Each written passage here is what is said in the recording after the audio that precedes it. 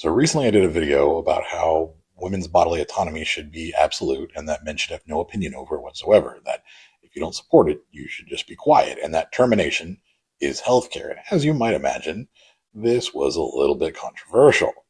But I want to talk about one specific thing that kept popping up over and over and over again from a bunch of really unwashed, crusty, unaccountable men who don't want to be real adults. And that is this right here.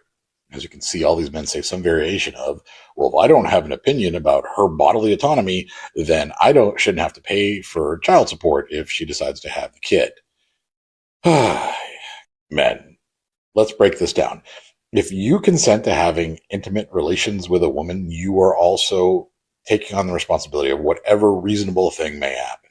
If she gets pregnant, you are responsible for whatever might happen. If she chooses to have the child, you are responsible for supporting that child. If she chooses not to, then you should be responsible for paying for part of that.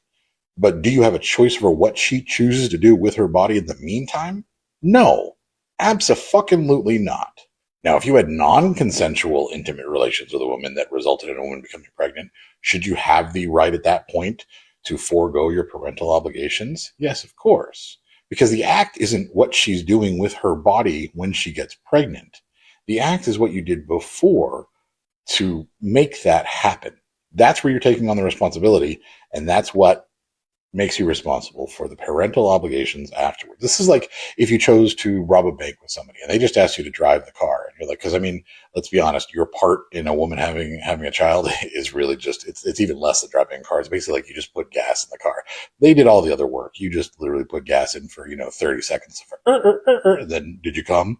But anyways, so if you drive the car to a bank robbery and the person goes in and they hurt somebody badly, and they come out and you get arrested, you are part of the entire commission of the crime. And you can't just go to the judge and be like, well, I didn't have any control over what was happening in the bank, so I should not be responsible for what happened inside. That's just not how it works. You're going to jail. It's basically like jail, except it's like 18 years of responsibility because you couldn't keep it in your pants. Guys, the control is all within your power. And the key word here is accountability. So let's just see if you can try to be accountable for once in your lives while also balancing the fact that a woman has complete autonomy and should have complete autonomy over her body, and that you can be responsible for something without controlling or having any opinion whatsoever about what a woman does with her own body. And this is Bacon.